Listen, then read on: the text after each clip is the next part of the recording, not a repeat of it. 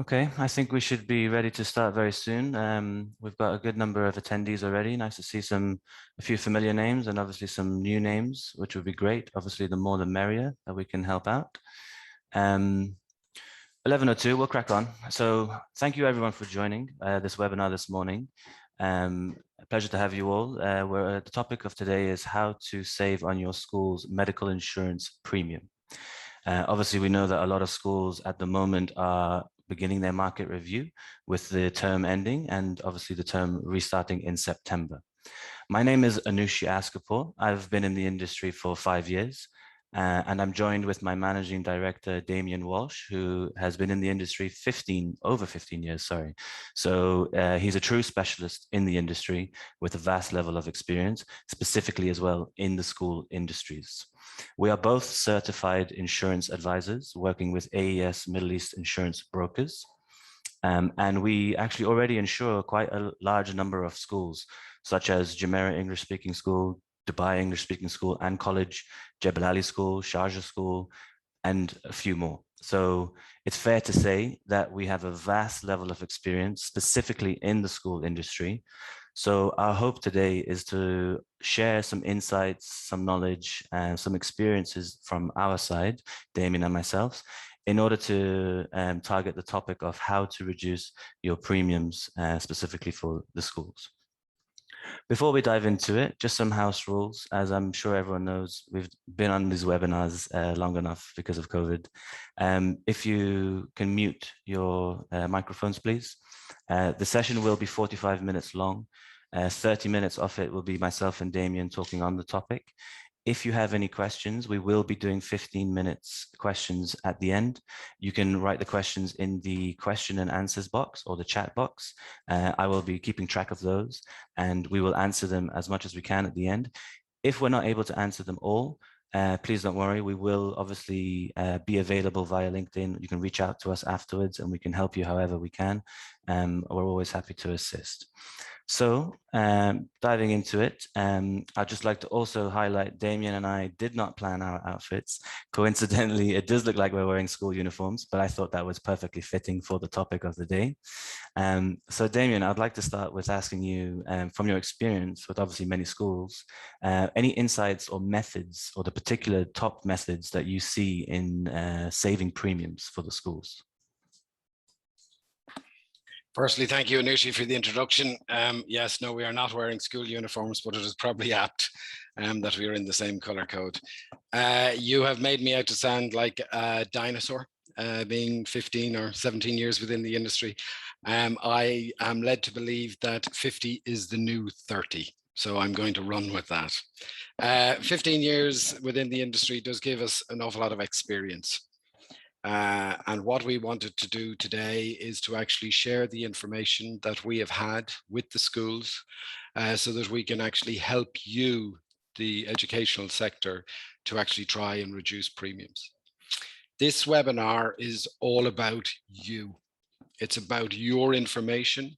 It's about the factors that can control a table of benefits or an insurance policy that you can actually administer, tinker, to try and actually get to a reduced level of premium. There are certain pieces of information, and throughout this webinar, all our information is backed up by data and the experience that we have. Certain factors that will always be taken on board are the likes of, say, loss ratio, claims ratio, networks, co-pays, TPAs, the behavior of individuals, employees, and also the behavior of facilities. So I'm going to touch on quite a number of these so that you can actually delve in and actually see what the data is in order for you to try and save premium. Within this industry, an awful lot of people have what's known as a loss ratio, and they get it towards the end of the particular policy. A loss ratio basically states how much money out of the premium has been paid out in claims. It's negatively biased. It should actually be a claims ratio because we've worked with many schools whereby we've actually brought them back to a situation where they are not loss-making. Within a claims data sheet, which is DHA regulated now, you as the employer and the payer of the actual plan are able to access this information on a much more frequently basis. Normally in the past, you would have had data or loss ratios given to you just coming up to renewal. Within AES, what we do is we ask for monthly data from the insurance companies at a certain point in time so that we can actually track the claims going forward. And we can actually then put in what's known as a cost containment measure in order to bring the claims back on track. If you have good claims data, you are in a stronger position to actually negotiate with the insurer at your renewable premium time. So one major significant factor is the loss ratio. Another factor that you would have to consider is the networks that are associated with the actual policy that you have, be it tier 1, be it tier 2, and be it tier 3. They will be categorized as a result of the tariffs or the fee or the consultation rate that you would actually have when actually attending those particular hospitals. With networks, you need to have and make sure that the network that you have is suitable for the demographic of the school that you have. So one particular facility or hospital near your school, one particular facility near your home. It's where you spend all of your time. The brand that people use in this day and age, going to tier 1 facilities because they say that they get better care because they pay more, is actually wrong. There are numerous superb consultants throughout the UAE who are not just in tier 1 facilities. They are spread across tier 1, tier 2, and tier 3. With AES, what we do is we delve into the data to see what your actual employees need, and then we can actually tailor the network so that suits your particular school. We in AES, when analyzing the data, would then propose the likes of copay and associating a copay with the particular network that you would actually have. So a copay would be where you would actually share the risk with the employee, that if they want as a by choice issue to go to these tier 1 facilities, that they would actually pay some of the cost. The copays and deductibles of this previous in legacy times were 50 dirhams or 25 dirhams. Those days are gone. It's unsustainable now because with regard to the facilities that are out there, we're not patients anymore. We're revenue. Facilities now are profit-making organizations and report to shareholders. So when you go through the door with your card, okay, there is sometimes overutilization of the particular card that's there, and that has a significant impact on the actual claims. The underlying claims then will determine what your renewable premium will be. So copays are a huge factor that AES would advocate to put in. We don't limit the employees, or in this case, the teachers, to going to a particular facility. They are actually able to access superior care worldwide, but it's a by choice issue that if they wish to go to these tier 1 facilities, well, then they should bear some of the cost to do so. They could go to another facility, which wouldn't be tier 1 or such a higher tariff rate, which would actually help the claims. And it's all about the sustainability. It's about the sustainability of the plan going forward. And Damien, sorry, if I could just interject there and add on something there, because you've touched on something that I find important as well. And a lot of what we discussed today is all about behavioral change, changing the behavior of each member in the school, whether a teacher or a staff of the faculty. But with regards to the network, another thing that's important, yes, we can choose the right network, which will affect the premium initially. But in order to maintain and ensure that the renewal increase, so therefore the loss ratio isn't going to jeopardize the renewal, it's important to educate the members to stay within the network, because the TPA or the insurer will have discounted or favored tariff rates with each of those facilities.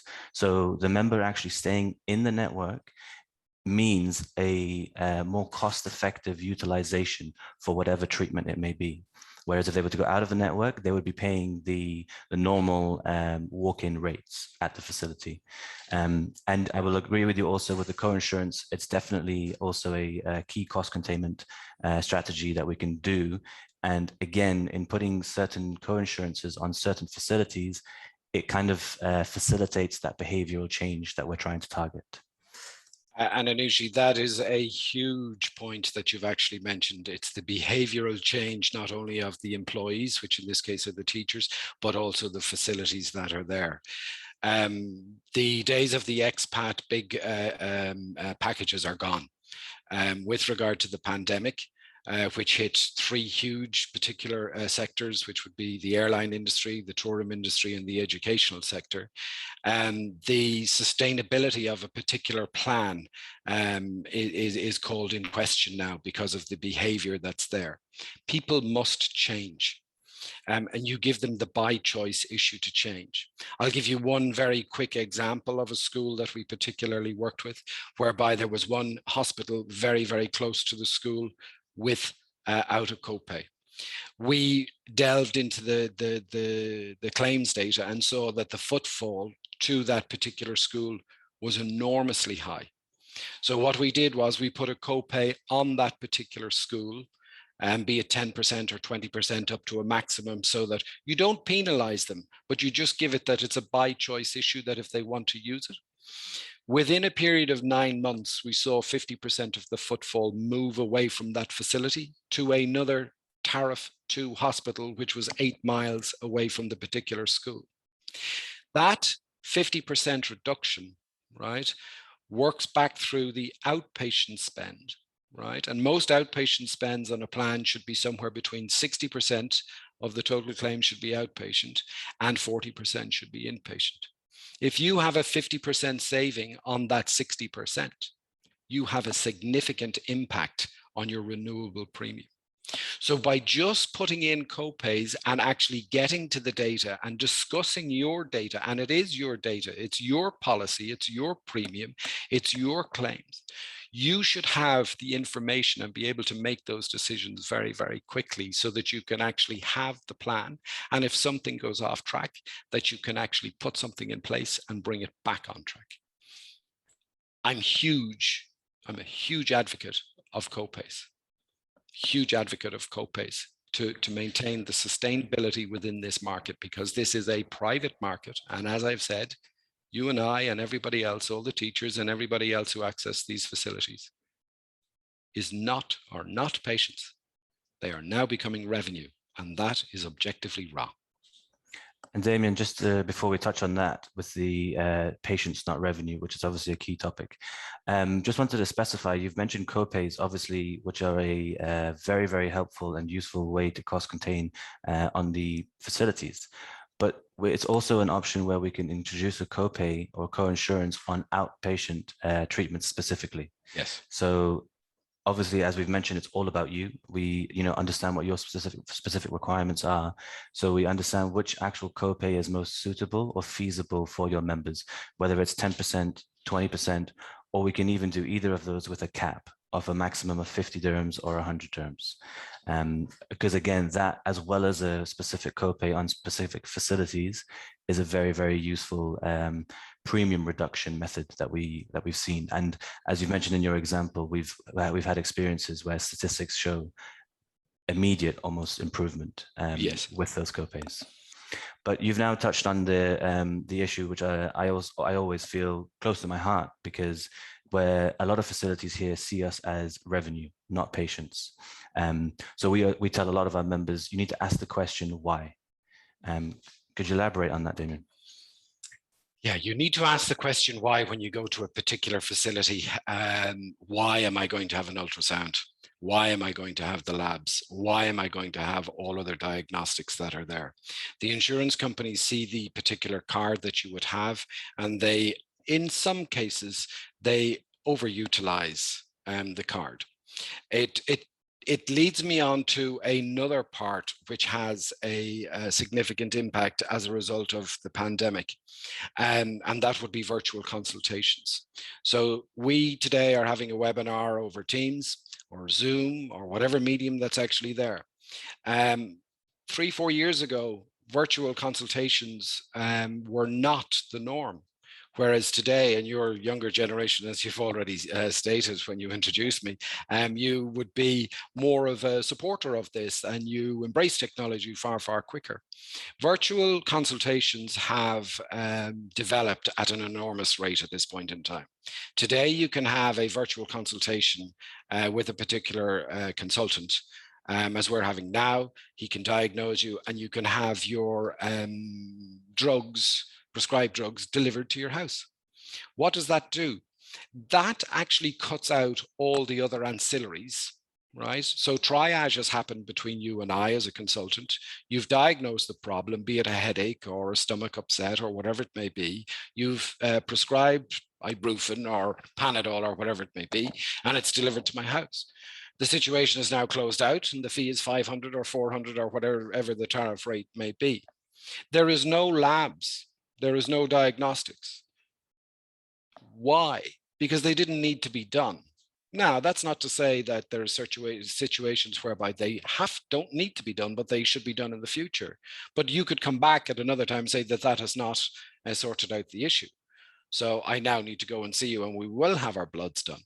But there's too much frequent overutilization within these particular facilities. And I'm very much like Marmite. You either like it or you don't like it. I have to be a little bit more like peanut butter, but it frustrates me because I am passionate about, and as you're well aware in AES, we are passionate about the sustainability of the particular healthcare market and the private insurance market, because what will happen will be it will get to a particular level whereby it is unsustainable. The schools will not be able to afford to provide world-class insurance to their particular staff members as a result of the claims going out of kilter. And we need to bring back sustainability. So by looking at the claims data, by looking at the networks and putting in co-pays, by negotiating with TPAs to make sure that they are on the right network, and by changing the behavior of not only the members or the teachers, but changing the members of the facilities. And that is something that we are very, very passionate about. All of these factors combined together will actually help you control and contain your premium going forward.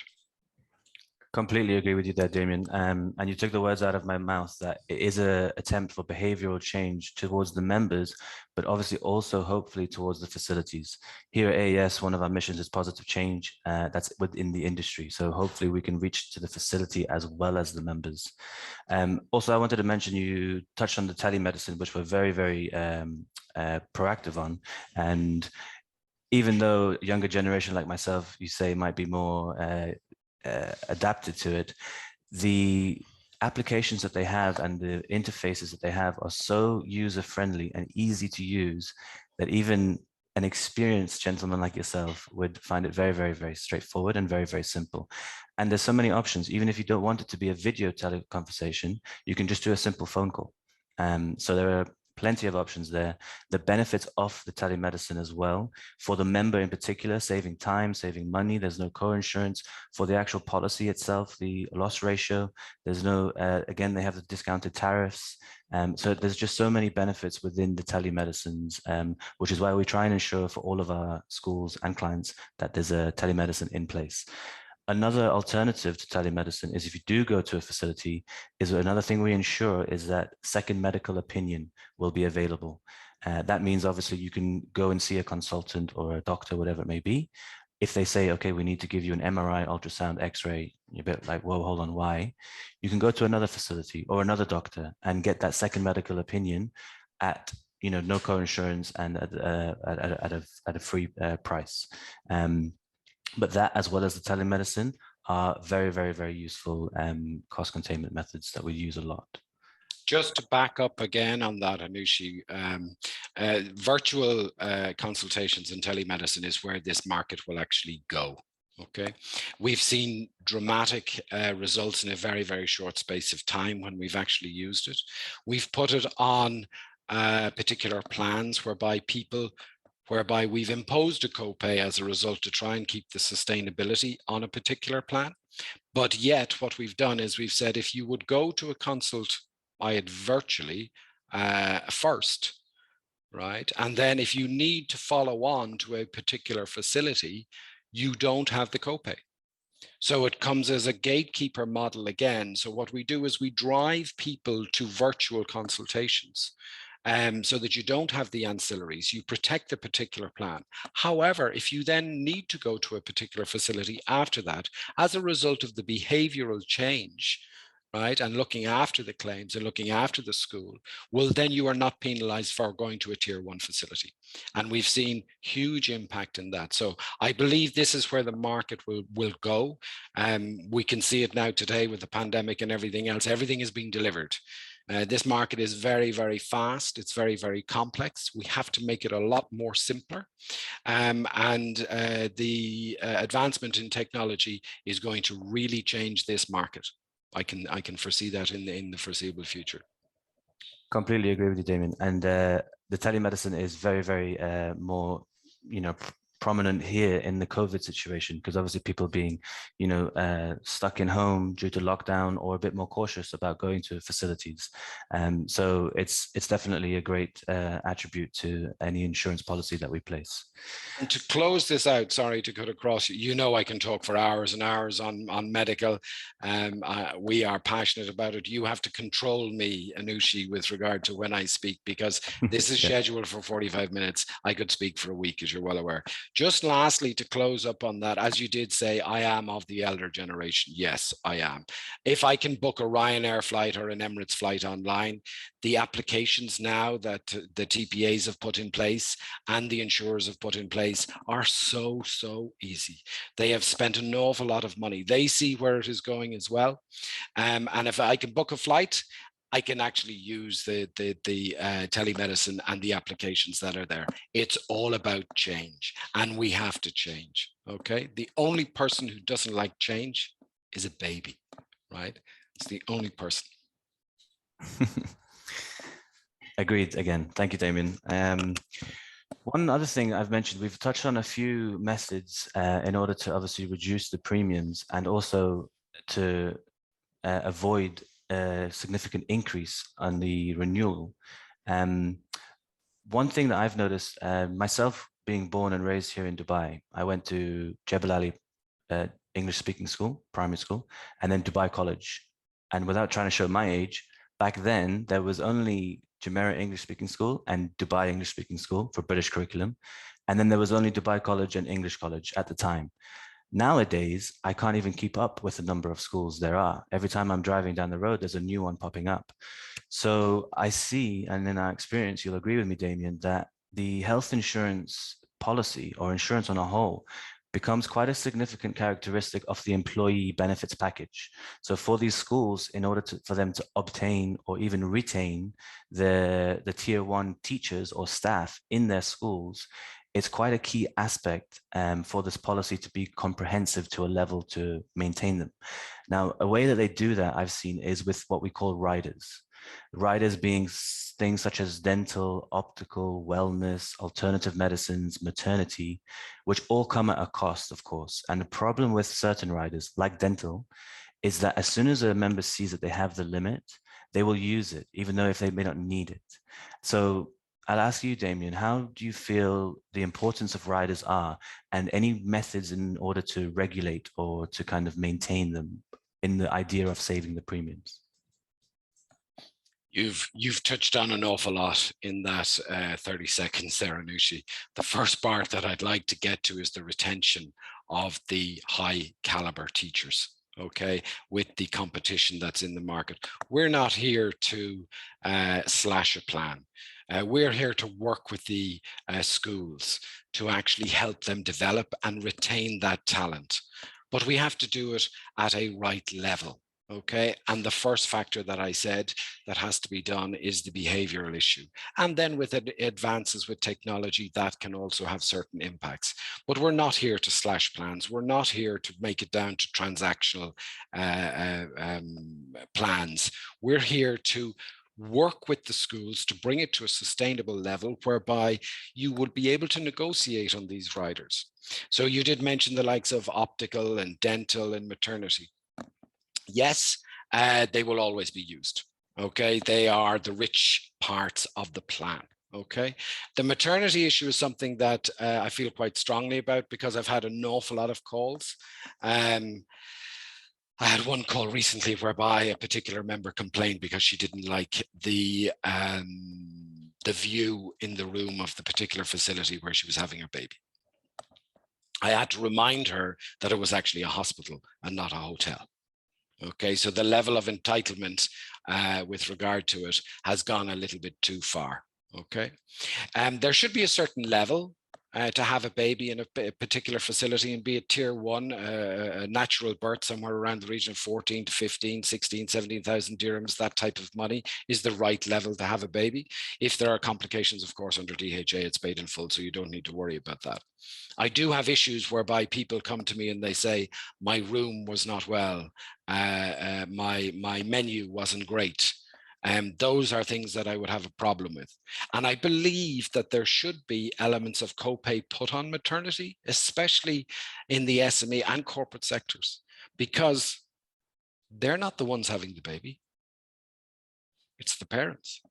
So yes, you should help and facilitate the parents to have the child, but there should be some element of sharing the risk with regard to it.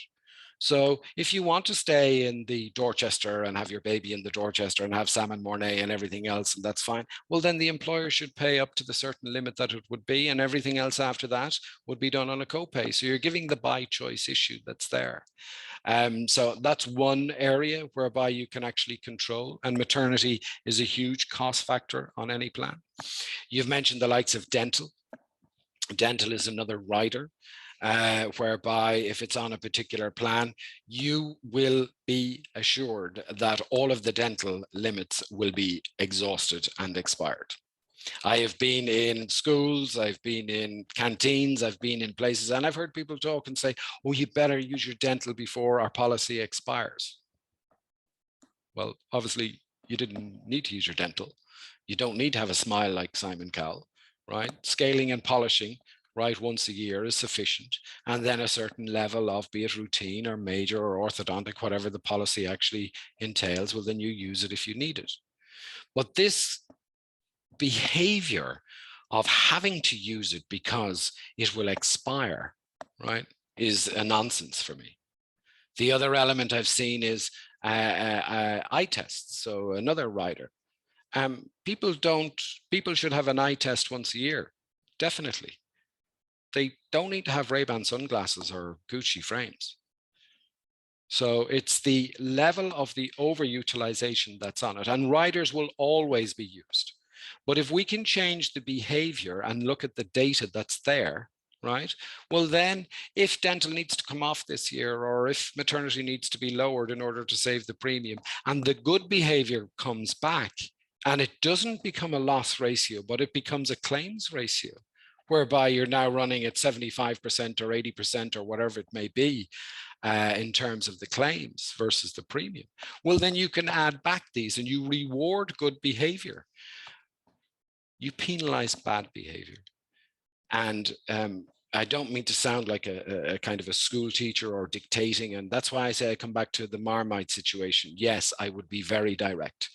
I'm there, or AES is there, or we're there as an advisor to protect everybody in the school, to make this sustainable so that we can have private healthcare within the UAE for years and years to come, and not have to slash benefits whereby it will go down to mandatory levels. It's not about that. It's about getting to the data, tinkering with the data, analyzing the data, and then changing the behavior, working with you so that your organization can actually have that continuous improvement to get to that particular level year on year, and not be in this huge pressurized situation whereby you come at renewal time. Nicely summarized there, Damien. Thank you very much. And I agree with you completely. And to go back to what we've mentioned before, it's all about you.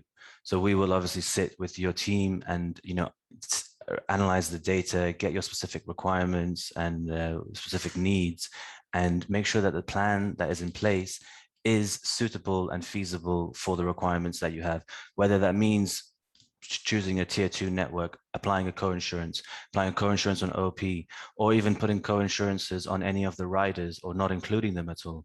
Whatever will suit the long-term plan or goal to maintain that policy and feasible increases each year is what we look for in the long run. So again, all about you. And a lot of what we've mentioned is clearly behavioral change. So that's a key topic there. I'd like to just, and I know we're under pressure for time, Anushi, but just to share some more information that we actually have. There are two other factors. So I've mentioned the loss ratio, and to actually go down to the granular level change, the networks to change, the co-pays to add, the behavioral issues, the virtual with technology. Two other small elements that need to be looked at on a school's plan is the legacy relationships that are actually there. Okay, so just because we in AES insure, be it DES or JES or Jebel Ali this year, doesn't necessarily mean that we should be entitled to insure it next year.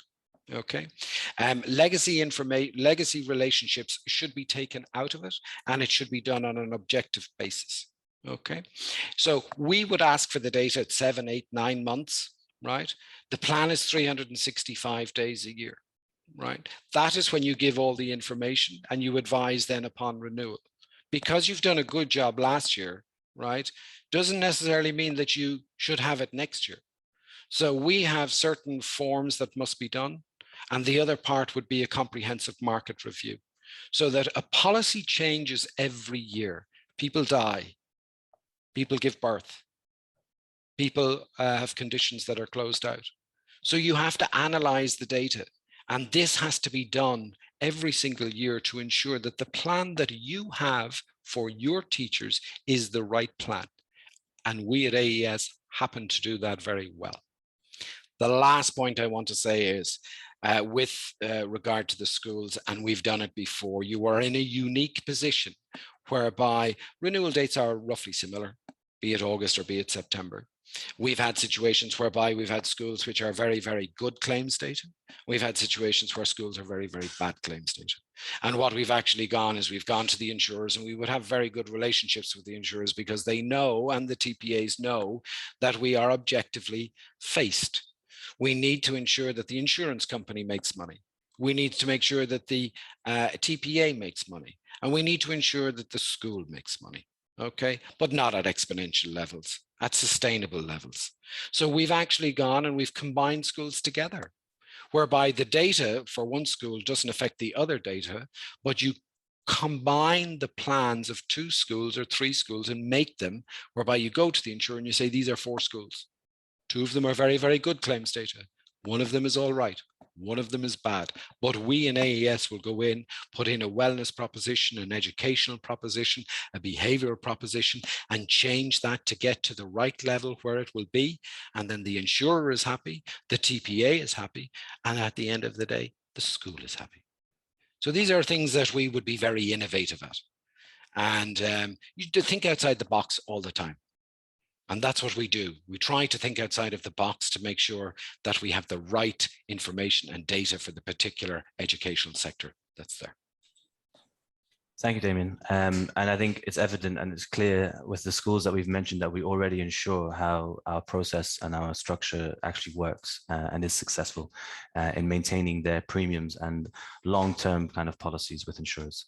Now, we have gone over, obviously, Damien, you know me and I know you, we can speak about this for hours and hours. Obviously, time flies when we're having fun, but we are into the questions and answers section now. We have a few questions in already, but if anyone has any questions as well, please drop them into the questions and answers box or the chat box. We'll do our best to answer them within the 10 minutes that we have left. The first question I see here that I quite like from Lakshmi is, what is the standard inflation rate currently, and what effect has COVID had on premiums this year? Great question, Lakshmi. Okay, so medical inflation is just below double digit in 2021. So about somewhere it'll range between about 9.2 to about 9.7%.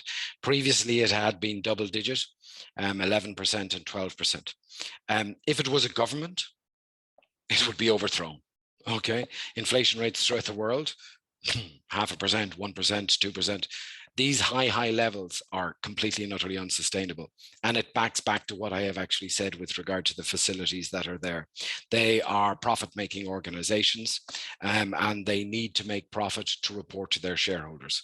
So the private healthcare market is the wrong market, right? It needs tinkering.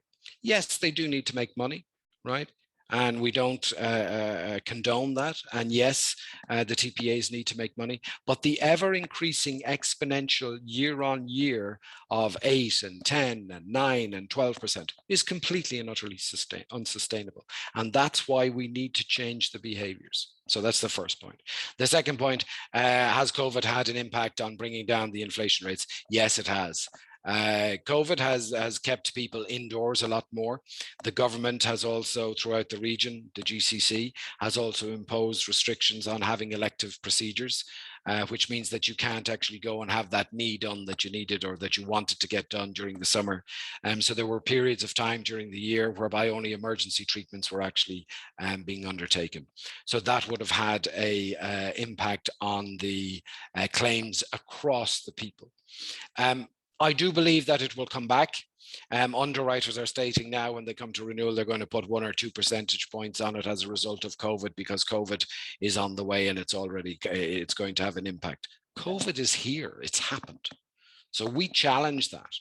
We challenge that every day with the underwriters. We will only work on data. So in 18 months' time, if the data shows us that there's a 2% increase, well, then we'll accept a 2%. Until such times, we will negotiate and we will challenge. So to synopsize, single digit, but very high. Previously, it was 11, 12. So it did touch 13%. And yes, COVID has an impact, Lakshmi, on the rates, medical inflation rates. Thank you, Damien. I believe that definitely answered Lakshmi's questions. We have another one here, which I quite like. It's a bit close to my heart with regards to wellness. From Marie, she's asking that you touched on, or you mentioned wellness in your last point. What wellness benefits or add-ons does AES provide to their current schools? Okay, wellness is something that I am very, very passionate about, being a survivor myself. We probably are the first, or one of the first advisors to have our actual own wellness division. And Catherine, a fellow Irish countrywoman of mine, heads up that division. We don't penalize anybody. We want to basically let the people have as much choice as they possibly can. Okay, and Catherine has a huge bank of knowledge with regard to diabetes, mammograms, pap smears, prostate testing, liver breath function, all of that, BMI testing. We go on site and we advocate. With wellness, so you would have the likes of October, which would be Breast Awareness Month, and you would have November, which would be Movember for guys, which would be prostate testing. One point I want to touch on for all the females in the audience, when they open up their diary on the 1st of January, they will probably already have their pap smear and their mammogram already diarized. They are far more proactive with regard to wellness than the likes of you and me, Anushi. Guys don't tend to do it. Guys tend to wait and wait and wait until it actually becomes unsightly or it becomes very, very painful. That period of time, right, is critical, right? Because there could be a condition that could manifest itself into a sinister state. So have the proactive approach. If you are diagnosed with something that's sinister, right, at an early stage, the likelihood of a full recovery is far, far greater, and the cost is far, far less. So yes, insurance companies like wellness. It is a cost, but it is the right behavior to actually have. It's something that we are very proud of. We've saved numerous lives since we have set up AES, Middle East Insurance Brokers, in the H&P division. Catherine has done a sterling job. It's something that has, and we are about people, Anushi. We're about helping people. Insurance policies and premiums, we have to get them to the right level. We shouldn't penalize people for getting sick, right? We should look after those people. We should make sure that they have the expert knowledge, care, treatment, and diagnostics that they actually have to have so that they can actually look after their loved ones. I'm going to touch on one little point because it's quite close to my heart. There was a particular, and it was a young individual, and it just shows the stubbornness of men. And by God, are we stubborn? The stubbornness of men not to actually acknowledge something. Quite recently, I had a very, very young individual. He was not even a member of AES, but he had got my name from somewhere. And he rang me and he said that he had a problem in his nether region. And would we be able to help? Catherine reached out to a particular facility. We got him a urologist. The urologist did an MRI, an ultrasound, and a CT. He needed all of those diagnostics. So we wouldn't be curtailing that. The young individual in his 20s was diagnosed with testicular cancer. He was only diagnosed as a result of testicular cancer because he was in so much pain and it had become so unsightly that his wife or his girlfriend or whoever his partner was said that he had to go and get it done. This would not happen to a female or a woman. So we need to have the proactive approach with regard to wellness. That to me is a huge story. And that to me is why we want to change the particular behavior that's out there. Agreed, and thank you for sharing that with us, Damien. Just to add on as well, though, for you, Marie, to your question, and just to relate to the topic a little bit more in reducing premiums, another benefit of wellness is that it's actually a cost containment, again, in the long run, as we mentioned, because obviously prevention is the best cure, which is what we say a lot here in AES. So in preventing a long-term illness or condition, it reduces the actual usage or utilization for that treatment for the policy. So therefore it protects that loss ratio, as Damien mentioned at the beginning. So wellness is obviously foremost, the importance is for the member in their health, whether it's mental or physical, but a side benefit is that it actually protects the loss ratio in the long run, which is another obviously key importance there. I would much prefer to have a wellness benefit on a plan than a dental or an optical benefit. If there was a choice, I think the stats can turn around and say that you have more significance if you have a wellness benefit than you would do if you had a dental option or a eyesight option, optical option. And completely agree. I believe everyone here in AES feels the same. We are very, very motivated towards wellness and sharing it with everyone. Now, Damien, I know we're short of time. We might have time just for one last question. It's from an anonymous joinee here, but I think it's a very good question. They've stated that in their experience, they know that normally schools and medical facilities are highlighted for insurers. So their question here is, how do schools differ from other groups? Very good question. Very good question. And they do differ, and we deal in data. And why they differ, I actually don't know. I have my own personal opinions on it. The fact that, say, an awful lot of the teachers who come into the region, be it they do the English curriculum or they do the American curriculum. But when we look at the data, we see that these people access primary care back in their home country previously, and that's at no cost to the actual individual. They pay for it through their social insurance or their national insurance contributions, so they have unlimited access to primary care. And then when they move out to the UAE, I think they think that it's actually the same, but it's not, because the market is a private market. Another point that I've thought, and I've thought about this quite a lot, is so teachers have a very stressful job. I mean, they look after 20, 25, 30 people in a room, close confinement. You've coughs, you've colds, you've everything else. There are all sorts of factors that are there, be it stress, that need to be adhered to, and they may need to be more susceptible to coughs and colds, so they may need to go to a particular doctor a little bit more frequently. I don't have the answer, but what I can state is that AES looks after, or has looked after, in excess of 100,000 people. And the data is what we work on. For schools or the educational sector, the outpatient treatment is about 20% more than any other SME or corporate that's there. So when you look at the data, a plan should be roughly 60% outpatient in terms of costs or claims, and 40% in terms of inpatient claims or costs. If you can contain that 60%, or at least make significant inroads on it, you will then be able to save premium that's there. With the fact of virtual care, with the fact of all of the stuff that we've actually said and changing the behavior that's actually there, you'll have a significant impact on the bottom line. But to answer Anonymous's question, I can't say why. I don't know. It will probably take me another 15 years to figure that out. And we may do another webinar on it.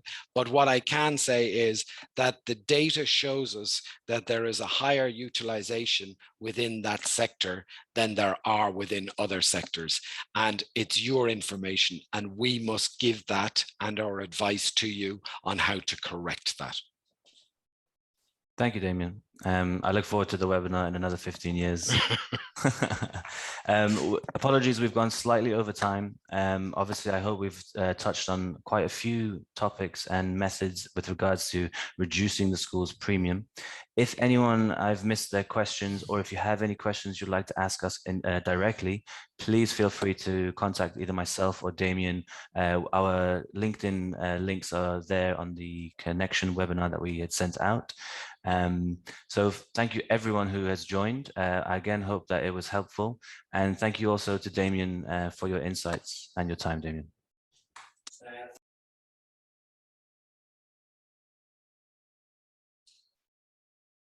Thanks, Anushi. And lastly, I'd like to say that we would like to try and help you change this particular market.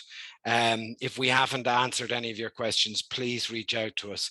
You don't have to be a partner of AES. We want to try and change this particular market. We want to try and bring transparency back to the market.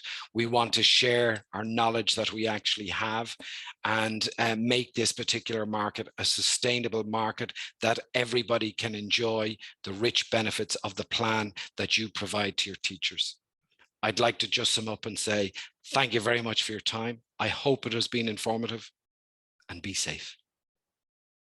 Thank you. Thank you, everyone. Bye-bye.